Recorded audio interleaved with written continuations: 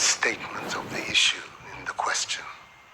We can no longer continue to make policy for ourselves, in our country, in our region, in our continent, on the basis of whatever support the Western world or France or the European Union can give us. It will not work. It has not worked, and it will not work. Our responsibility is to charter a path which is about how we can develop our nations ourselves. It is not right for a country like Ghana, 60 years after independence, to still have its health and education budgets being financed on the basis of the generosity and charity of European taxpayers. By now, we should be able to finance our basic needs ourselves. And if we are going to look at the next 60 years as a period of transition, a period whereby we can stand on our own feet, our perspective has not to be what the French taxpayer decides to do with whatever surpluses that they have in France. They're welcome. They're appreciated. Whatever interventions that the French taxpayer through their governments make to us are appreciated. We're not going to lick a gift horse in the mouth. But this continent, with all that has happened, is still today the repository of at least 30% of the most important minerals of the world. It's a continent of vast, arable and fertile lands. It has the youngest population of any of the continents in the world. So it has the energy and the dynamism. We have seen it. These young men who are showing so much resilience and ingenuity in crossing the Sahara, finding ways to go across with rickety boats across the Mediterranean to really, those energies, we want to have those energies working inside our countries.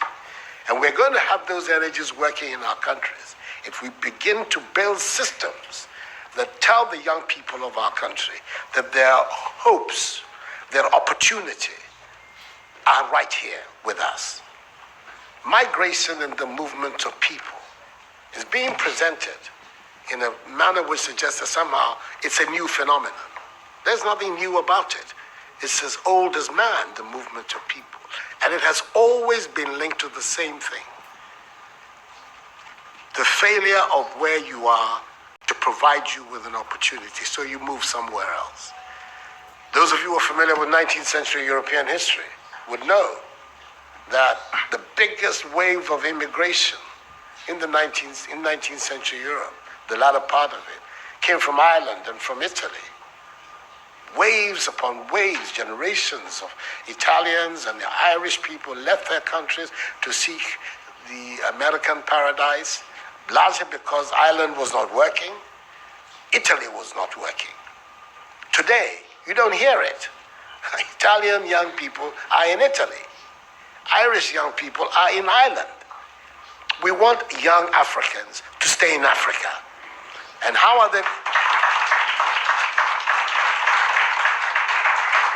And it means that we have to get away from this mindset of dependence.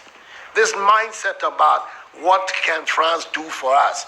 France will do whatever it needs to do for its own sake. And when those coincide with ours, tant mieux, as the French people say.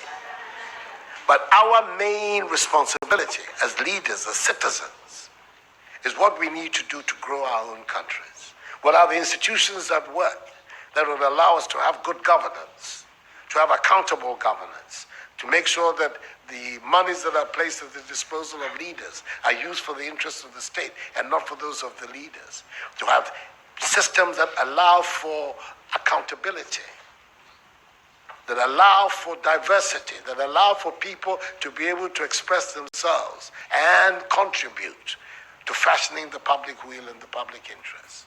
Our concern should be with what do we need to do in this 21st century to move Africa away from being cap in hand and begging for aid, for charity, for handouts, The African continent, when you look at its resources, should be giving monies to other places. We have huge wealth on this continent. In our own country of Ghana. And we need to have a mindset that says, we can do it. Others have done it. We can also do it. And once we have that mindset, we will see it as a liberating factor for ourselves. We keep talking about how it was that Koreans, Malaysians, Singaporeans, who got their independence at the same time as us. We're told of that at the time of Ghanaian independence, per capita Ghanaian income was higher than that of Korea. Today, Korea is part of the first world. So is Malaysia. So is Singapore. What happened? Why did they make that transition? And 60 years after independence, we are where we are. Those are the matters that should concern all of us as Africans, as Ghanaians. And not, when I say so with the greatest of respect to the French president, I think that the cooperation of France is something that I am, as you know, a strong friend of France. I am Francophile. So I don't have any difficulty with that. But I'm talking about our own propulsion, what we need to do to get our countries to work so that we can create the conditions that would allow our young people to forego this hazardous effort to get to Europe. They're not going there because they want to. They're going there because they don't believe they have any opportunities in our countries. So that should be our focus.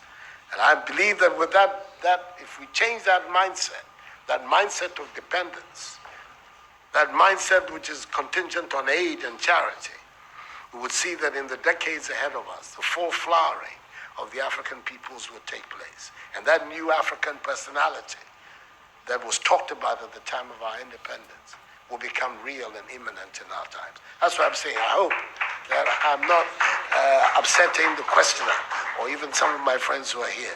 But these are my strongly held beliefs. And that is the reason why I've adopted as the slogan of my president,